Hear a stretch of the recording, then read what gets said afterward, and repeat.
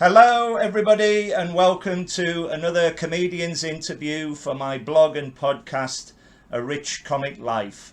My name is Richard Gill and my blog describes my experiences of watching over 900 comedians and counting over the last 46 years. My guest today is the wonderful musical comedian Mr. Richard Morton. Yes! Thank you, Richard. Lovely introduction. Thank you. Hello, mate. Thanks for having me on your lovely show. It's great.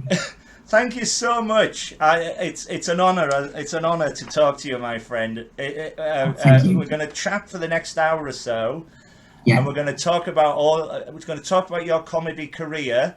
And Yeah. I'd like to start off by asking, how did you become a comedian in the first place, please? Well, it was kind of a happy accident, Richard, because I was really a musician, and I was trying to be a musician. And like yourself, I came down to London from the north, and I was working in bands and what have you, and they all failed, to be honest. And I met up with a guy called Reg Muros, and we formed a little duo in 1985 called the Panic Brothers. Yes, of and course. basically I think you saw them. I'm sure. And we were meant to be like a serious. That's there was no comedy involved at all when we worked it all out. We had I wrote some little songs, and we had the harmony singing thing. Reg just got this amazing harmony voice, so you sing with him, and we just sounded like Simon and Garfunkel or the Everleys because he just makes it sound great. It's all him. And basically, we were two out of work songwriters. Right. Put this little act together, went out and did it, and it just went from strength to strength, and people were booking us left, right, and centre. But thing is, Richard, we were playing in lots of pubs where people were very close to you. It wasn't like Wembley, and I would just sort of chat in between the songs and crack on.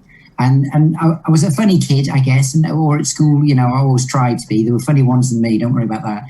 But it just sort of developed in the act, and people would say, "Oh, you're funny, Rich. You should do more jokes and stuff." So the songs sort of took a back seat in a way, and the comedy sort of took over.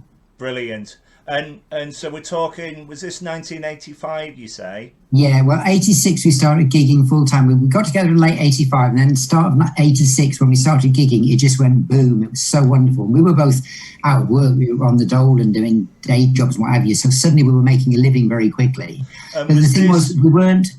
Yeah. I was just going to say, is this down in London or was this Newcastle? Yeah. I'd already come to London back in the late 70s, 1978. I've been in London 40 odd years now. Right. And Reg had also come to London, but he was from a bit just further in the southwest. So we were just, really lucky to get the whole thing going. But oddly enough, we weren't really mates. You know what I mean? We were just two guys we were both professionals. I've done professional music before, but just not, got anything big out of it. So we were suddenly on the road together all the time. So we had to become friends. You know what I mean? It was like suddenly a duo formed out of nothing. It wasn't like two old mates who said, let's do a comedy thing. And when we did the comedy thing, Reg wasn't that keen. Right. And I was. So he said, I'll just play like the straight man. And Rich, you just do the funny stuff. So people thought we'd worked out this really great dynamic, but the truth was he didn't want to do anything. He wanted to just stand there and then sing. And then I go, grab it away. And people go, I think it's really good the way that guy stays really cool. And the other one just, So I tended to kind of overdo it a bit, I guess, to compensate. But ironically, we got together again back in 2014, 2015. We split up in 1990 because he wanted to go back to serious music. Right. And we got together 25 years later. And he's funny. He's funny now. Yeah. He's been on the folk circuit, like on the folk circuit where you can tell a funny story and do a song. And so ironically, when we put the Panic, and we're still, kind of on the go if anything comes up, it's taken the pressure off me because Reg is a funny guy and he can tell his stories now. That's fantastic. So the first time you were together as the Panic Brothers, when did you realise you could do this on your own? When did you realise that you could make a career out of this? Was there a point at all? When we'd been together about 6 to 9 months, we got a residency at the King's Head in Islington, on Upper Street, the King's Head. In the bar. And it was like 10 p.m. on a Thursday night. I think we got 50 quid between us. And that was a lot for us in those days. And it was free to get in, but we did it every week and we built up a bit of a following. And Lenny Henry's tour people came to see us. And they said, we'd like you to go on tour with Lenny. So out of the blue, we suddenly got a big tour. And also, as we've just said, Richard, it wasn't really about the comedy, but suddenly that was like fate taking, stepping in and saying, we're going to and put you on a comedy tour. And Lenny was fantastic and just said, I've no doubt. Yeah, you do your lovely songs and then do some gags in between because it's helpful for the comedy. I mean, obviously he was like a top comedian. He didn't, we weren't warming up for him comedically, but he said, these audiences, they're quite happy for some comedy as well as the music. Yeah. So that put us on a different footing. And Ben Elton came to see us on one of the nights and then said, we're doing a TV show called Saturday Night Live, and would you like to be on it? We said, wow, we'd love to. So we missed that series, but we got on Friday Night Live. Yeah. 88. And by that time, I was actually writing little introductions that were funny. And by that time, I was writing funny songs as well. So we knew then that we were onto a sort of a winner. So were you going around the London pub circuit as well? Did you do the graft, working around the pubs, do the 5-10 minute slots? Yeah, basically we got straight into supporting acts because it was just two guys. I should have said at the start, Richard. It was two guys, two guitars, and it was so easy to put on a bill. So a band that had a big setup, we supported people like Shawaddy Waddy because they had like 13 on stage. They could just stick us out there because it was just like two mics and plug them in and away they go. And they've got their own songs and everything. So we had this really eclectic set of bands that we supported, and then we supported proper serious folk artists like John Martin and Richard Thompson. Amazingly, this was the weirdest one. We had a friend in an agency, working the Derek Block agency called Mike Wolfers, and he was getting us support gigs. He got us on the Farewell Festival for the GLC. Do you remember, down on the South Bank? My dad, God bless him, was really big union man. He was the president of Nalgo. Oh, brilliant! And fantastic. And his legacy was that he created Unison with two of the other unions. So we were well into the GLC. Oh, that's great, Richard. Absolutely amazing. But you know them. And so we got on that, and this guy Mike Wolfers, for a laugh, I was having a laugh, Richard, and I just said, "Can you get us on at the Hammersmith Odeon, as it was then, before it was the Apollo?" Yeah. We went, "All right, lads, I'll see what I can do." So he rings me up about a week later. You can see where this is going. And he said, "I've got your gig, lads. It's with Chuck Berry." And I went, "Yeah, all right, Mike, stop mucking about. What is it? Are we down, the Cricketers or the Dublin Castle, one of the little pubs, supporting some R&B band?" He goes, "No, I'm serious." He said, "I played a tape to Chuck Berry's manager and he likes it." He said, "But there's no money in it. We've got 75 quid between us." He said, basically, Chuck's audience are very partisan. He said, support acts, they might have a bit of a hard time, but if you're up for it, do it. So we did it. And the funniest thing was, outside the Hammersmith Apollo Odeon, in that, on that famous frontage, in the rock and roll, Chuck Berry is here, plus special guests, the Panic Brothers. And we had mates who were driving over the Westway, nearly crashing their cars, going, wow. "Oh my God." Wow. So we supported him, and it went great. But funniest thing was, Chuck Berry's manager was on the side of the stage before we went out, and there's 3,500 people. It was packed out, and they're all waiting for Chuck. And he looks at me in Reg, and he says, "Well, lads," he said, "go on, just do 20 minutes, give it your best shot." And he said, "I've got to be honest with you," he said, "Chuck's crowd are a bit partisan." He said, "Support acts sometimes have a bit of a hard time." And then he goes, "The Who got booed off in '63." What are we gonna do? But we went out, and luckily the audience went, "Yeah, all right," They were fine. So it was one of those gigs, even when we did it, Richard, we knew it was once in a lifetime. Yeah. So playing somewhere like the Hammersmith Apollo or the Odeon, even then, to go from a little tiny club to that bigger audience, that must have felt daunting. Yes, it was. Luckily, the Lenny tour had come in just before then. Right. And again, that was the big jump up, as you're alluding to there, Rich. It was a big step up because we played in A1 theatres. Lenny had, I can't remember how many days, 40 or 50, but, a big tour right around the UK, all big theatres. So, when we suddenly got in those, we suddenly felt, wow, we're not in the front room of the King's Head anymore. It's not like rinky dinky time. So it was trying to sort of, I don't know how to say it, like almost articulate the space, to sort of fill these huge stages. And we're two little fellas, as we're two rinky dinky little blokes. So I don't know, but we just sort of try to enlarge ourselves. Luckily the sound systems were good and the lighting. But That's it brilliant, was a big because what of course it does give you is experience. The more you do, the more experience a comedian or a musical comedian you are, and that can only be a good thing. Yes. Well, ironically, touring became the big thing for me in the early 90s, which we can get onto in a bit, because once I'd gone solo, I signed for the Off the Curb agency, and they were basically putting out acts like Jack Dee, Joe Brown, Lee Evans on massive UK tours, and I sort of became the house tour act. I think I did 10 UK tours back to back, but all in major theatres.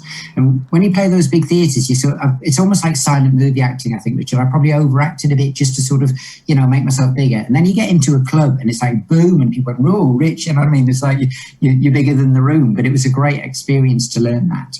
What I love personally about your act is how fearless you are. You are so energetic that you just bring the audience with you when you run on the stage and you pick your guitar up and you're away. Thank you, Rich. That's probably to hide the fear. I think the energy is probably to overcome the nerve. To watch. Oh, thank you. Yeah, it is sort of nervous energy, but it's the only way I can do it, because I remember in comedy, people often, I talk really quickly. I'm probably talking too quickly now, so just slow me down. And on stage, comics would say to me, "Rich, slow down a bit." It was excitement, you know. I was just so excited to be out there.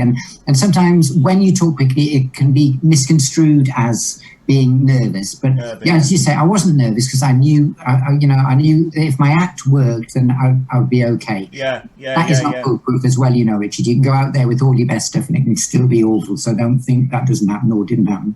But basically, once I've got the kind of the format, it was applying energy to the act that made me feel funny. And then made me feel I could make it funny. And, you know. Okay, Rich, so the next question is, how do you remember all your routines and songs on stage? Do you have a way of remembering them? Basically, when I've always found it quite hard, by the way, because my family tease me now that I'm getting a bit old and they think I'm, you know, forgetful. But even, which I am a bit.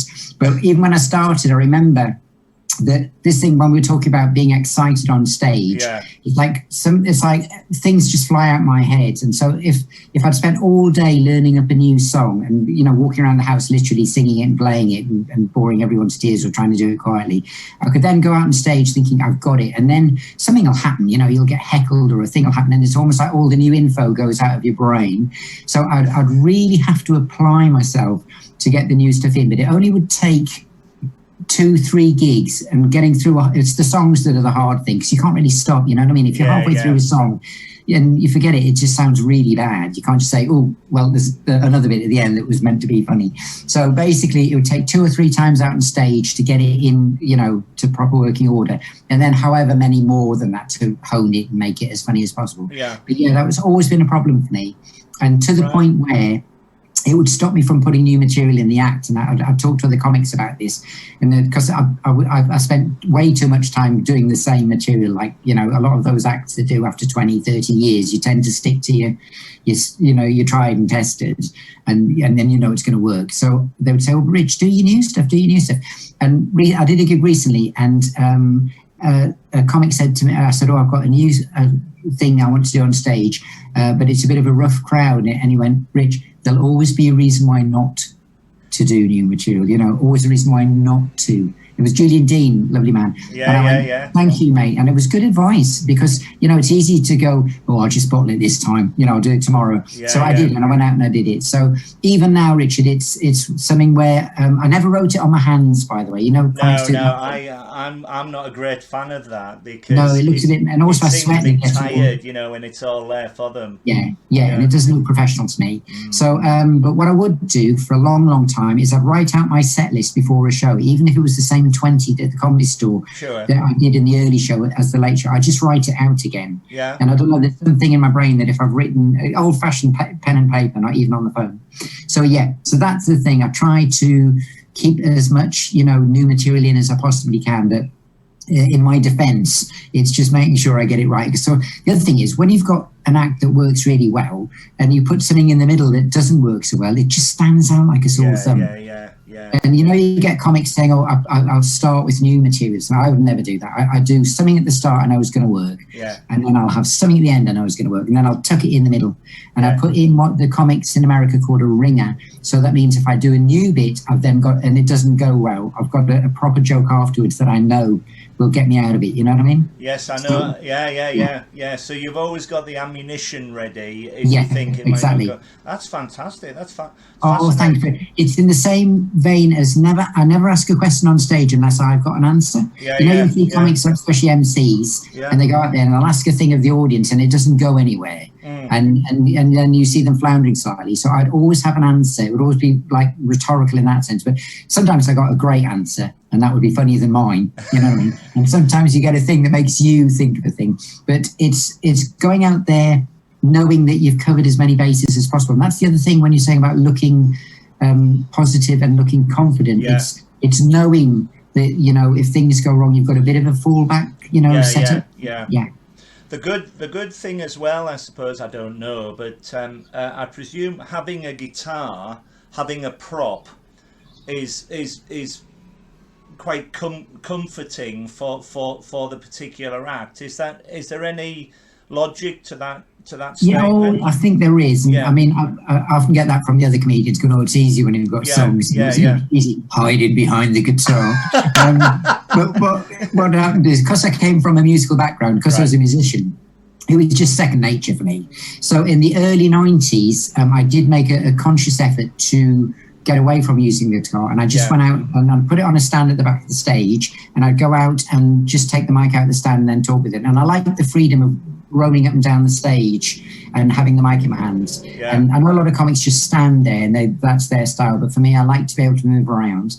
And then when I got on the first Jack D tour, Jack said, basically, don't do a whole song out before me because you'll have the roof off. So just do, in fact, if you want to just do stand-up, that'll be it, because he's trying to push the stand. So I did. I just did a whole tour, Jack D UK tour, without any songs whatsoever, which ended up Hammersmith Apollo. So obviously I was really nervous. It was great to be back at the Apollo, but I went out on stage without the guitar. Wow. And I've got a quick story for you. Eddie Izzard used to live at the end in South London. We both lived in Kennington, and Eddie Izzard had a bedsit flat thing, and he had one round the corner, and we used to meet up and have a cup of coffee and what have you. And Eddie Izzard came round to mine one day and he said, Rich, he said, I've got this whole thing where I'm a transvestite. I went, are you, Ed? He goes, yeah. He said, I want to go out and do it on stage. I went, yeah, okay. He said, what do you reckon? I said, it'd probably be great. I said, this is like 1991 or something. He was already fabulous on stage. I said, Eddie, whatever you do, you're going to be great. He says, no, he said, I want to go out with the makeup and everything. And he said, do you reckon it'll work? I went, God, yeah. I said, you'll make it work because that's you. And he said, it's a scary prospect. He had this whole thing about confronting your fears. I said, well, the same for me, Eddie. I said, I've got to drop, my songs to make my stand-up stronger. And he goes, that's what you're going to do, Rich. He said, you drop your guitar and I'll drop my trousers. And that was his exact favourite. And it was so brilliant. And I went, all right. And do you know what? I thought he was kidding. But then 2 nights later, I had a gig and he knocked on my door and he'd looked in the Time Out in the comedy listings and he went, Richie said, are you working tonight? I said, yeah, I'm doing the Milestone Club up in North London, Ian Stone's gig. You're right, I'm coming with you. So you don't make play any songs and don't try and get your guitar in the act. And he did. And I had to go up there. I think when I got there, Ian Stone had booked me for an extended set of 45 minutes and said, oh, Rich, I said, I haven't got 45 to stand up. So Eddie let me off. But it was a good lesson. You know what I mean? It was like a bargain we made with each other. And of course, then Eddie, he did a run at the, not the Assembly Theatre, that lovely one in Holborn, that theatre. Oh, I can't remember the name of it. Yeah, and he invited me down, and he was just absolutely fantastic. I saw him. It must have been at the start of his career, about 1995, something like that. Yes. And you could tell then, telling a story, and he's one of those great comedians where he just collects a word and he flies with it. It's extraordinary. And also his whole manner, his voice, his stage presence, his everything about him was just like whoa. And I've seen, if you want to talk about any of the famous ones I knew from the start, I've seen some of them when they started not really have the style that they ended up with, as you can imagine, because they were still finding their feet and finding your voice. Right. Eddie, and he was similar actually. He hadn't got that sorted right at the very start, but once he had audiences, there was just this amazing effect in audiences, like a frisson, more than that, of people going, this guy's something special, you know what I mean? He used to come down the Comedy Store, and it was like a sort of a shockwave in the audience when he went out there. It was so fantastic, and people would queue around the block. So he's quite something. Yeah, and I made him, Richard. It was all due to me. He's nothing without me, I must remind. Don't tell myself that. No. Early in your career, and congratulations, you won the Time Out of Comedian of the Year comedy competition.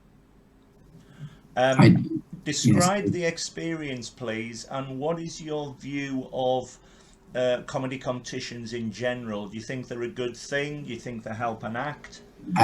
Well, yeah, it wasn't actually a competition, Rich. It was actually it was for professional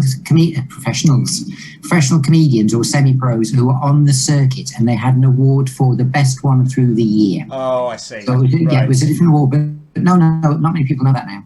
So basically, it was divided between 3 acts. Yeah. I got one, Lee Evans got one, and Boothby Graffo got one, all in the same year. Congratulations. 2 or 3 up there with the greats. And basically 1991-92 was the first couple of years since I'd been in the Panic Brothers, and I really made a huge effort. I had to put my foot down because a lot of people said, oh, the Panics are a good act, Rich, and I don't know why you're going solo, you know what I mean? Just stick with that. And so to go solo and just do my own comedy act, I felt really the pressure from within, if you like, to make as much of it as I possibly could. So luckily I got in the Cutting Edge show, you know, the Comedy Store Very show. Much so, yeah, I've been there many times, Yeah, that. I was a founder member of that in 1990. And again, I was really lucky to get in that, 91 actually, because I had the guitar. Basically, they had Mark Thomas, Nick Revel, Kevin Day, you know, top comedians, and they said, we need a guitar guy. So I was nowhere near their league for being able to, you know, write standard, but I got in the show and I quickly learned. And being around them, I learned from them. Exactly, you had to be topical. I was just going to say, did you have a mentor? But it seemed that you had many because you had such a good group of people around you. Oh yeah. Getting booked down the Comedy Store, I think I was MC there from about 1991. And, you know, you'd be on the bill would be like Joe Brand, Jack Dee, Lee Evans, Eddie Izzard, and you. Yeah. So basically, you watch them every night, and I've learned from them every night. And you know, you had to be at the store. You can't say, "I want to go on first, please." You know, the store would say, "You go where we put you." And if you get put on last, I remember having to go on after people like Dennis Leary when he was over from the stage. Brilliant! Yeah, and you know, you just had to because that's how you learn. So it was a baptism of fire. But and being on tour with Jack Dee, Lee Evans, Joe Brand, again, they were writing as they went, you know. I would do the same. So I learned from them all. Brilliant. I didn't nick anything off them. That is fantastic. I learned. The first time I ever came down to London, I've been in London for 30 years now. It'd be the late 80s, something like that. You were on the very first bill that I ever saw at the Comedy Store. Wow. And thank you so much because you compared it. On the bill was thank you. Bill was Phil Jupiter's, Hattie Hayridge, Linda Smith, and dear old Linda Smith, and top of the bill was a comedian called Charles Fleischer, who was never heard of again because he went to Hollywood and he voiced Roger Rabbit. And it was extraordinary because he was just this wild voice comic, and to get an audience going like you did that night, I will never forget. It's still one of my favorite performances, and great. I've never told this to you, but I just wanted to say that because as I said before, the energy that you gave off, the audience were just in for such a great time, and obviously you were a perfect compare for it.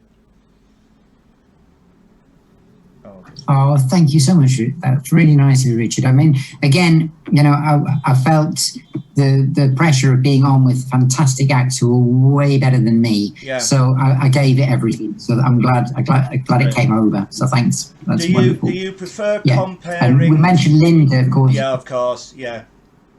Yeah, because she was in the Cutting Edge show as well, that ran, well, I did that for the first couple of years and she was fabulous. So, I learned from writing with her. Yeah, I didn't mind comparing or doing sets. And early on, as you know, with a lot of comics, Eddie Izzard again told me that he liked to compare because he could put in as much new material as possible and just pepper it through the evening. Yeah. So as opposed to when you're in a set and you've just got your 20, so you think, oh, well, I'll maybe do 5 new bits. So I think for me, I was happy just to, to get the work. I was just, honoured to get on at the store for a staff. That was so fantastic. But once I got onto the tours, which was like 92, 93, with Jack, Dee Lee Evans and those guys, I worked out a set that made sense, sort of thing. So after a while, I only compared clubs that I really enjoyed, like the Glee Club up in Birmingham and the store. So I, for a little while, I could be quite picky and choosy. And as you know, some nights when you're a compare, it's hard going, and you've got to keep the audience at bay, and then you've got to deal with the hecklers and the drunks, and then keep the energy up, and then not try and take away too much from the other acts. And if you think you're doing too much or whatever, or if you do too little, they can say, "Oh, Rich, you could have done a bit more there." So emceeing is a really hard job, and I think hugely underrated in comedy. The real good MCs are fabulous. So it's a bit easier for me, to be honest with you, to do sets, which is pretty much what I do now. Yeah, that's brilliant. Let's move on to Edinburgh. Since 2005, my holiday is going to the Edinburgh Fringe. Why am I not surprised?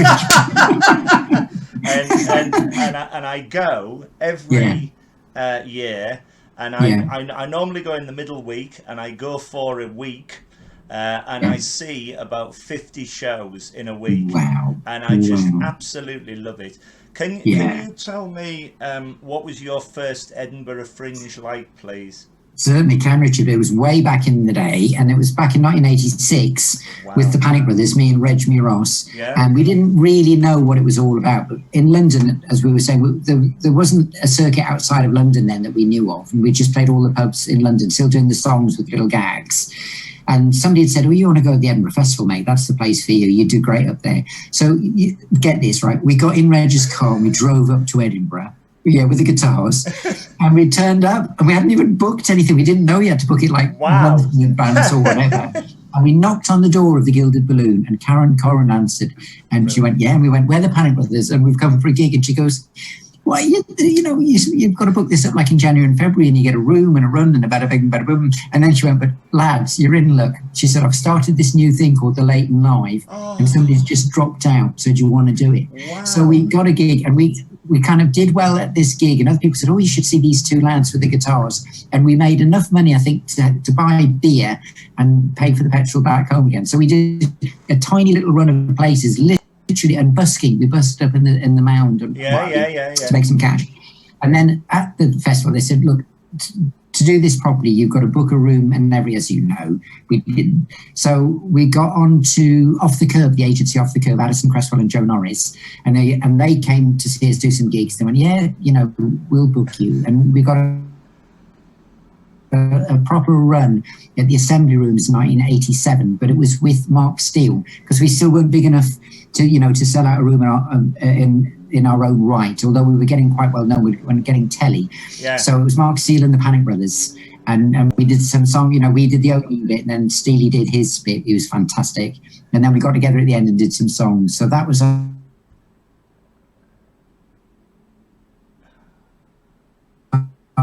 proper first one, 87. Brilliant. That's brilliant. No, that was 88. Again, it was a totally different festival. Yeah. That's brilliant. So good. So different festival experience then, as you know. It was much smaller as well. It's not like, last time we went up to the festival, it was 2014, and it's just enormous now. It's amazing. But in the late 80s, early 90s, it was still relatively contained. You were saying before about Linda Smith. One of the highlights I saw, we went to a big cancer charity show about her, and it was at the Assembly Rooms. Yes. And straight afterwards, I went into the Wetherspoons pub next door, and Hattie Hayridge was there. And I went up to her and I started chatting to her about her, and it was extraordinary, the stories that she had about her. Oh wow! Just oh, amazing. That's great. Hattie's great. Oh, she's lovely, and that was that's the magic of it. You know, you just don't know what you're going to experience next, and also you can walk in a bar, as you know, and meet comics, and they'll be there. It's like everyone you've ever met or seen in comedy seems to be in Edinburgh for those couple of weeks, don't they? It is. Yeah, so amazing. It's a great experience. I miss doing it. Yeah. Yeah, but how long did you do it for? Well, Panic Brothers we didn't do our own proper show till the following 89. We did our own show at the Pleasance. You know that lovely room at the Pleasance Bar? Yeah. We played that one for a 3-week run, and which was absolutely brilliant. Brilliant. And then in 1990, we split up after that. And in 1990, I didn't go, and I missed it terribly. In 1991, we took the Cutting Edge show up there and did a show at the Gilded Balloon for 10 nights. Right. But at the same time, I did a show with Jenny LaCote at the Assembly Rooms, basically supporting Jenny because she'd already got a good reputation up there and could get a following.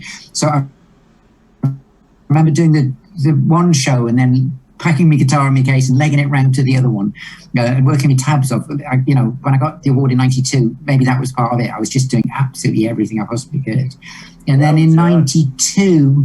I did, again, I did a show with Fred McCauley and Lynn Ferguson at the Gilded Balloon. I still didn't feel confident enough to do my own one. Right. In 93, I did one with Joe Brand, which was brilliant. And again, did songs for Joe. But in 94, I did my very first show at the Assemblies. So by which time I had a good hour. That was the other thing. I didn't want to go up there without a good hour. Yeah. But again, as we say, the experience of it all, every year you get better and better and better in doing it, and then you have the confidence to go and do the hour. Yes, I know some actors were tempted to go up there too early. I always felt, Richard, it was such a big thing, and the comics would say, "Oh, you've got to do your hour show. You've got to. You're not a proper comic till you've gone up there and done it." So there was a certain amount of prestige attached to that. But having said that, to me, there was no point doing it unless it was going to be good, and no point doing it unless I could sell tickets. And Off the Curb were great in those days. They put me on the Assembly in 90. I'd miss a year as well, Rich, so I could write enough material. I did 94, 96, 98. Right. And then because it took me, 2 years to come up with enough new stuff so that you'd come back and say, "Oh, good." And even then, I was probably doing still some of the old greatest hits. But so by 1990, the longevity of it is extraordinary. Oh, thank you. By 1998, I think that was my best show, and I sold a lot of tickets. And back in those days, I hate to say this because other comics will kill me, but you could make money. If you actually sold the tickets to Edinburgh, and then something happened in the setup. I don't want to get into the politics now, but I knew people that were going up there doing great business, but not making money at the end of it. But I certainly did by then. It's all about the prestige, isn't it? Now it's all about being noticed as opposed to making money up there.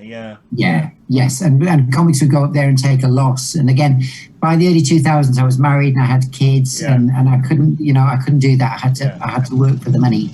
Yeah. So, you've heard of that whole thing where comics would go up there and say, "Oh, I'm only going to lose $7,000." $7,000? No, it's mad. It's bonkers. I lose £7 I go into one. Yeah.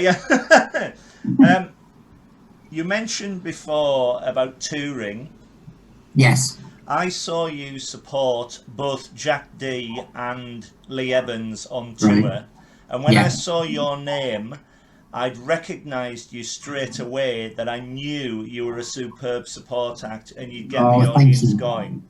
Thank you, Richard. Well, I was happy to, because at that time in the 90s, I still don't have a proper following. And a lot of other comics were saying, "Oh, Rich, you should be top of the bill." And I went, "No." I said, doing well in clubs in London is one thing, but when you get up to Carlisle or Stoke or Birmingham or somewhere, they haven't heard of you.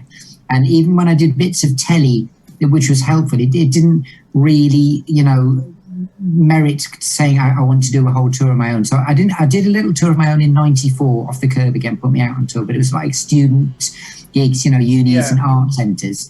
But also, importantly, when I saw acts like Jack Dee and Lee Evans close up and the kind of audiences they got, I mean this, I don't mean this at all falsely, modestly. I knew I couldn't do that, Richard, because I'm a very quirky looking guy and I have a quirky act and songs and everything. And I was always happy with what I did, but I knew it wasn't going to have mass appeal in the same way as someone like Jack. And I know that sounds a bit odd, but other comics had this kind of idea that they were going to make it right to the top. And I knew in my heart of hearts, I thought, no, I could never get the whole of the country to sort of like and act like mine. I think people go, oh, he's a funny guy, but I knew I could never sort of hit the really top things. I don't know why, but I just did. You see, when you mention that, I find that hard to believe, because you're such an endearing and likable character on stage that the audience can't really fail not to like you. I can't ever imagine you having a bad gig. Oh, I've had them. Yeah. Well, I think, thank you. But, you know, you're a true comedy fan. But when I used to play in lots of places, blokes didn't like me because, you know, I am the campus Geordie heterosexual in the world. And back in the early days, you know, there was a lot of homophobia. You have that great line, I'm that hard. Yeah, exactly. That's exactly it. So I play a lot of places and blokes were very suspicious of me. And it was just, you know, somebody like Jack Dee looks like a proper geezer, you know what I mean? But I just knew, and I think being quirky is fine because that's what I am. You know, I am what I am. You know what I mean? And also with people like Jack and Joe Brand as well. Joe Brand had this amazing sort of ability to communicate to like a generation. It's like, you know, with pop stars like with the Beatles or say Paul Weller or somebody, in every generation there's a few of them they just get on a wavelength and the audience get on their wavelength and it's an amazing thing and they just kind of sweep the board. I remember seeing people like Alan Carr do that when he first went out. And audiences just clicked with him straight away. Graham Norton the same. And they've just got a thing. Whereas for me, I felt like I had to work at it. And, you know, I'd go out on stage and people would look at me as if say, who's this weird? And I always had the white hair. So I was, you know, 20 years older than I was. And people go, who's this weird little guy? And by the end of it, Richard, I think they go, oh, he was all right, actually. I think he was quite funny.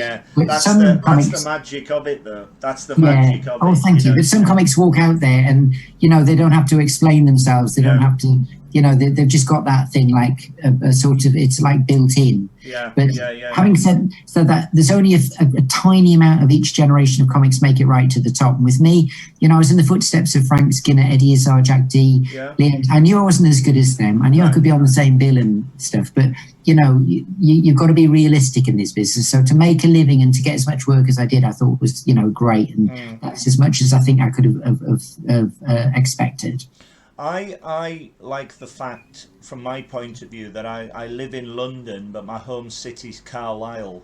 Yes. And I do go and see many acts now that are on in Carlisle. They have a thing called the Sand Centre there, which is... I remember I did the Sands with Jack, people, and they also have the fire station where the smaller comedians would go. But people like Jasper Carrott and Victoria Wood would play the Sand Centre, and there's a lot.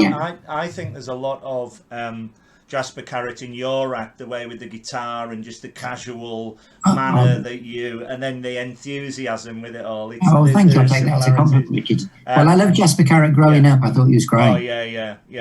And I've seen Victoria Wood, as I said, and Lee Evans would play his smaller tour there to get to the bigger arenas. He would test it out, and they would go back year after year after year. And I think to gain the experience of those sort of theatres and the different audiences around Britain, do you find that the audiences are different as you travel around, or? Well, do you know, at the start, I think it was, because when I first went up to, Carlisle, I was brought up in Hexham, just down the road. Oh, wow, yeah, of course. So I knew Carlisle as a lad. I used to go there as a lad. Yeah. I used to go watch Carlisle United. Yeah, good man. I'm still a fan. Yeah, brilliant. Absolutely. Great team. But I was happy to go back and not imagine I played me Northern Card when I got back up there big time. But when the new, you know, in the 80s with the alternative comedy, I wasn't really a part of that. That was slightly before me. When I first got in the comedy circuit, you know, you got your Jeremy Hardys and your Mark Steeles, they'd come through that. But by the time I really got out there in the early 90s, it was called new comedy, which I think was basically saying it was like comedy with jokes, but it just wasn't racist or sexist or homophobic. And that's, what I wanted to do. And the Panic Brothers, we were writing songs that were non-binary deliberately back in 88, 89, just so we didn't alienate audiences and would say, if we're writing about a thing, let's not say it's a man or a woman, then everyone's going to like it. That just seemed like a good idea to us. We weren't sort of trying to make some political statement. And so when audiences up north or in the Midlands or wherever you play out, because that was London, that was the whole alternative thing, saw these bills, I think they were a bit suspicious. And then when they thought you were funny, it was great. So it was just a new way of looking at the comedy, you know what I mean? It was a new way of taking comedy. And I remember doing gigs up in Newcastle in the early 90s, and I got booked in a working men's club. And it was the first time they'd had alternative comedy. Right. And there was a table full of guys, Richard, and they sat that way. They wouldn't look at the stage. Because it's like, we're not having any of this, because you're not a proper comedian. Yeah. And it was like, a sort of a them and us thing. And a lot of the old style comedians were very suspicious of us because, they didn't like what we did. It was just observational stuff and stories. So it took quite a long time for it to integrate. And yes, audiences were different, but at the very start, like when I got the Time Out thing, it was only London. There was only London. And then you went out of town and you did a few college gigs. There wasn't a circuit at all.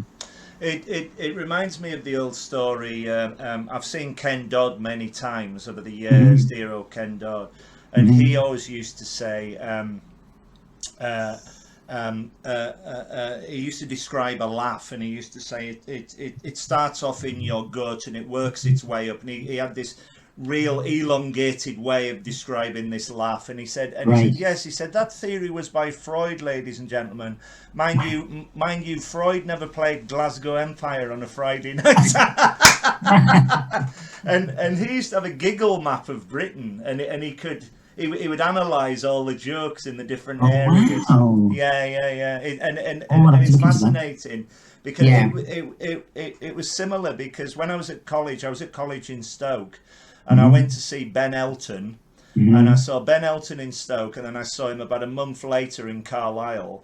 And he was fascinating because he tailor-made the material to the different audience. Excellent. So in Stoke, it was all about student humour, and in Carlisle, it was all about northern humour, and it depends where he was, So it's fascinating. You don't tailor make your act for different shows, for different not really. But do you know what? If I had jokes that could apply, I certainly would. If I went anywhere, I would try and do something about the place, and I still do.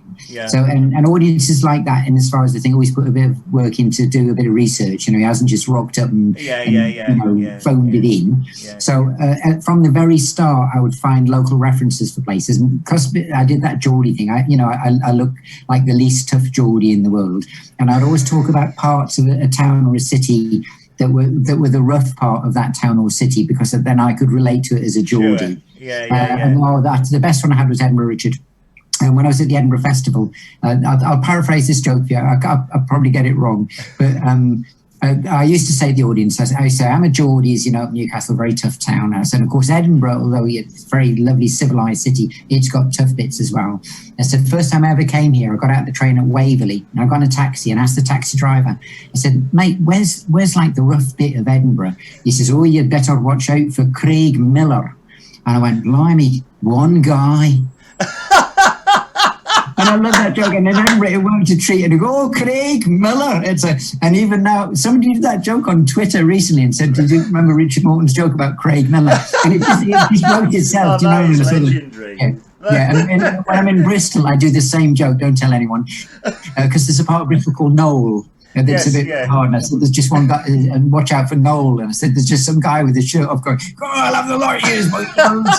So if you can do a joke like that in a place, and as you said, when you're in Stoke or Carlisle, then audiences will go, oh, cheers, because you've tried to just get it in. I mean, some comics, maybe Eddie Izzard something could do 20 minutes, you know what I mean, because they're the geniuses. But for me, I would, But when you say tailor the material, I certainly would, like if you played sort of an early art centre and theatre gig, I would maybe not do anything rude. No. I'm quite rude and cheeky, but not horribly rude, you know what I mean? Whereas when you do the studenty ones, as you say, they almost expect you to be rude. Sure. And so sometimes, it would just be a question of leaving out a couple of jokes, putting in a couple of jokes. But I couldn't do a whole different sort of a side. I didn't have that much material. Fascinating, really fascinating. Do you have any ambitions as a comedian? Any more ambitions, because you've had such a long career? Yeah, not really, which I should just to keep going, to be honest with you, because once I sort of I did some telly things in the 90s. I was never really that comfortable on telly, the sort of panel things.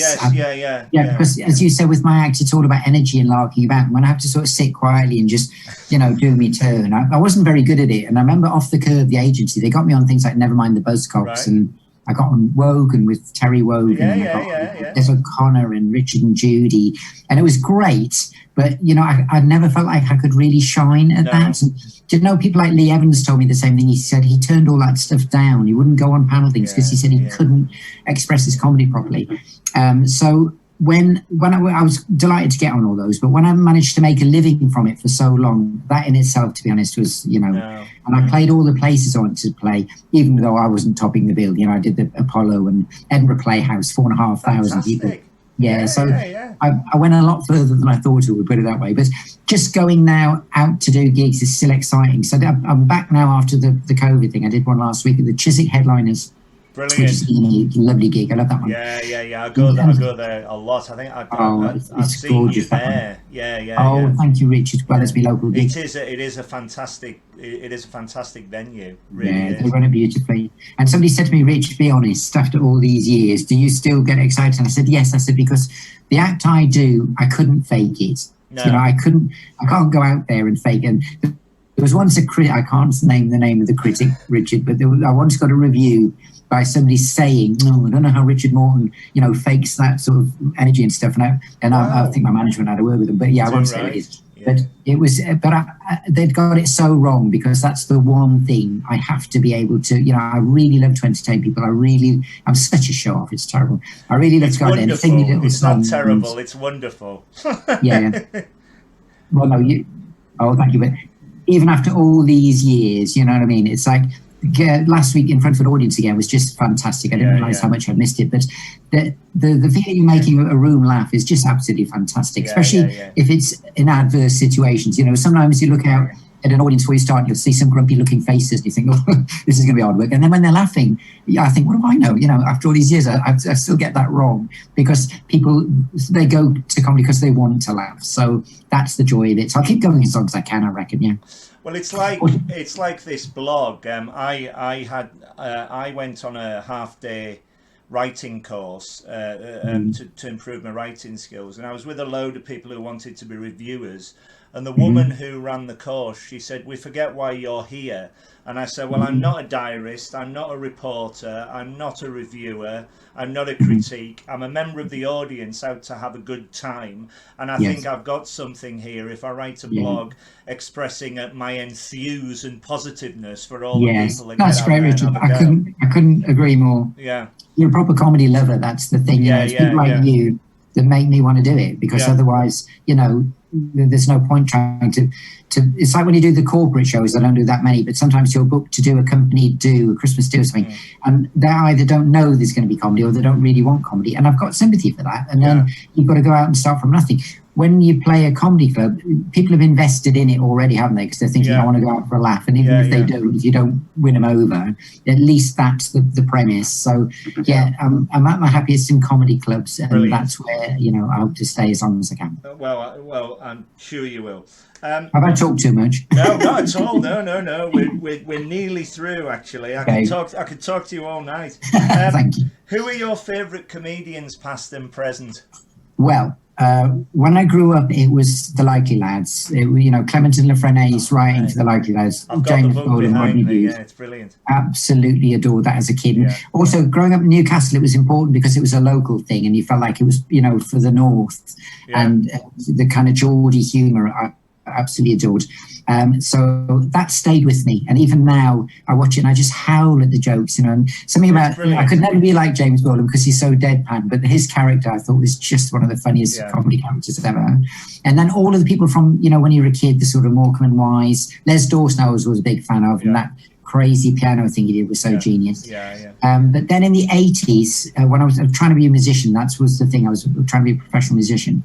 I went to see Richard Pryor live at a cinema. Do you remember the film? Wow, yeah. Just absolutely blown away, completely mesmerized. I'd never seen anything like it. Just so funny. And then somebody also brought the record of Steve Martin. I'm sorry, I don't know, I'm doing a terrible mime of a record. And so that American comedy from the 70s I got into, and then when the 80s came around, you know, things like The Young Ones and all the guys. So basically, like yourself, I'm a comedy fan. So watching it all growing up, I took it all in. And then obviously in the 90s, all the acts I got to work with and became friends with, I still am a big fan. And people often say, "Oh, you just say that because, you know, they're your mates." But, you know, I can watch them all day, like, you know, Jack and Joe and all those.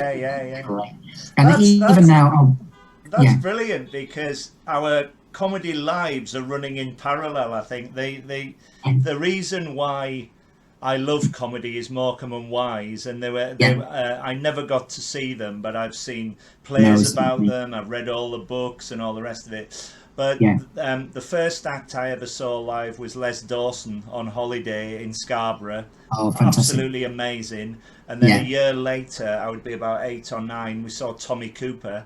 And I was hooked, and I've seen the two Ronnies, Ken Dodd, and then into the 80s I saw Rick Mail at Carlisle. That was a highlight. And then of course catching you all on the Comedy Store, but I'm with you. I love the American comedians as well. I was very fortunate enough to see Bill Hicks in Manchester. I saw him too. He was amazing, and I saw Steve Martin with his bluegrass band. And he was extraordinary. I'd love to see him because he's my favourite film comedian. Me too. I was once described as a diminutive Steve Martin in The List up in Edinburgh, and I took that as the biggest comment. Well, there you are. He's a comedy genius. Not wrong.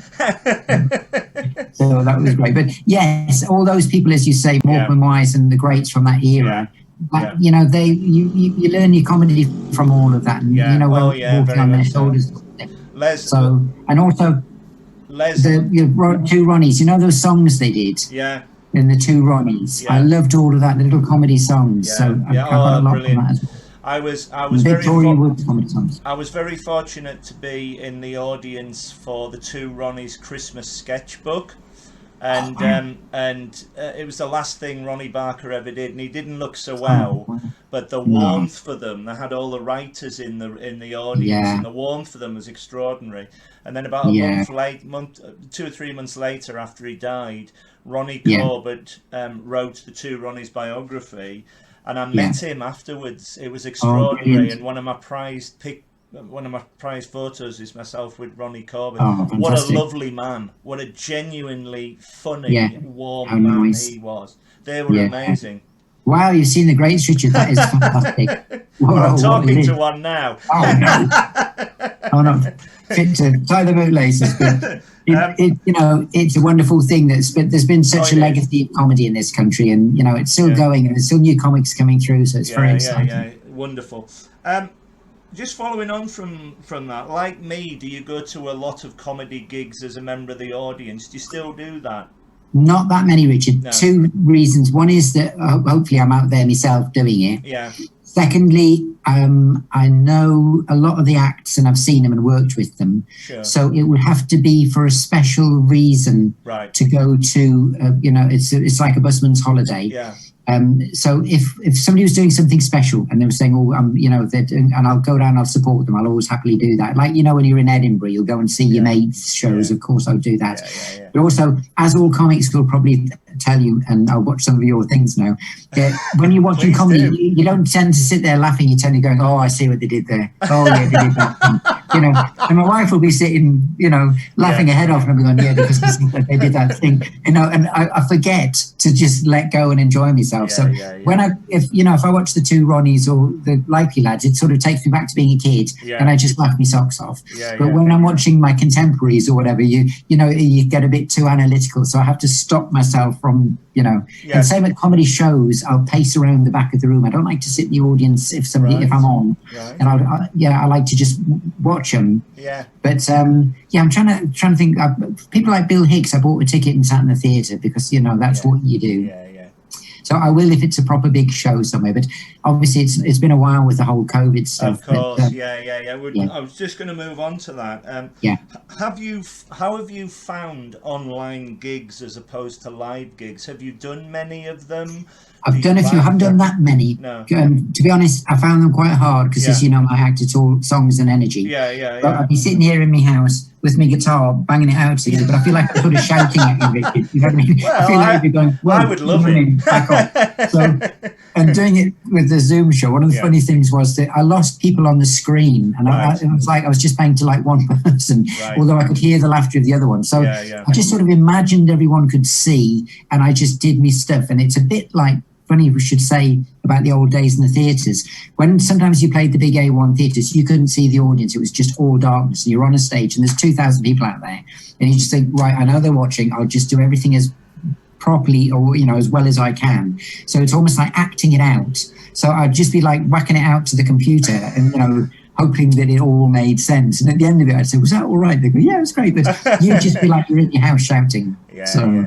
I'm the same. I mean, lockdown has been obviously very tough, and if I didn't have online comedy, I don't know what I would have done. But when they first started it, there was no audio at all, so I was just sitting here laughing at four walls, and I thought I was going to be taken away. Your neighbours, is that it again?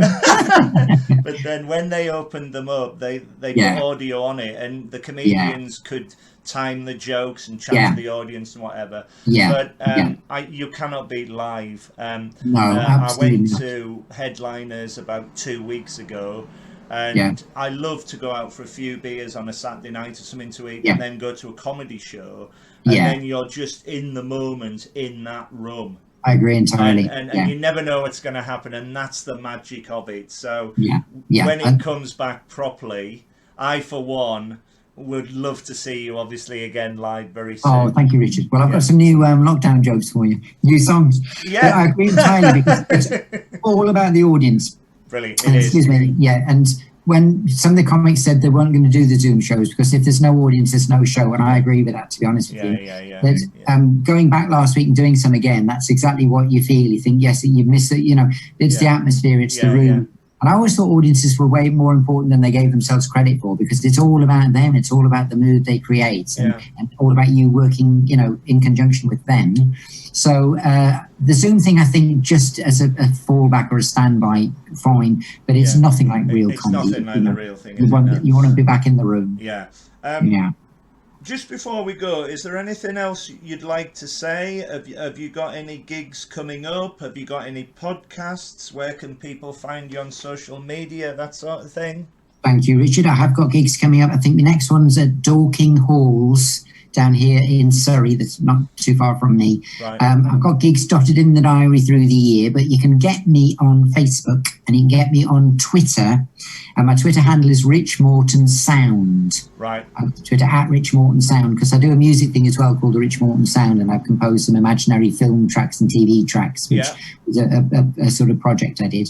And also, I've got a YouTube channel, and I've been, because I've had my lockdown time, I've been digitizing lots of old videos, Rich. And I've got a video plan, because that's how far back I go, all my TV stuff on video. And I've got a box of about 100 videos. My wife's saying, can you please get rid of those videos? I said, not until they're all digitized. So I've been digitizing them, and I'm putting them on the channel bit by bit. But I've got lots of TV shows that I just thought, well, people won't be interested. But then I thought, I'll put them out there for posterity. So the songs I used to do in my act that I haven't done for maybe 20 years, and I've got them on different TV shows, and the stand-up show on BBC One I did, and but they look really good, you know what I mean, because they film them so nicely. So what you're doing, of course, is exactly what I'm doing with my blog without realizing. You're creating an archive, a wonderful archive of your time in comedy. It's fantastic. Oh, thank you. Well, I think yours is way ahead of mine. I have to do some tracking with you. you know, I haven't got up and had a go or anything, but you know, I bow to you.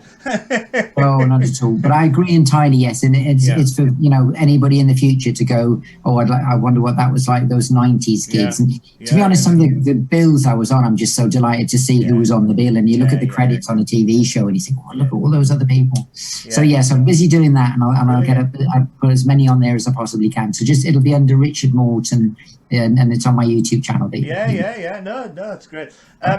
Well, I for one cannot wait to see you live again soon.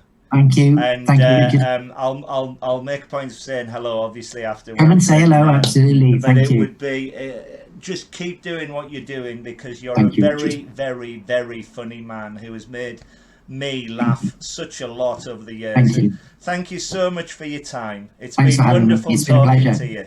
Yeah, thank you. I've loved it. Okay. Fantastic. Thanks a lot, my friend. See you and all again, the Richard. best You to take care now. Bye bye.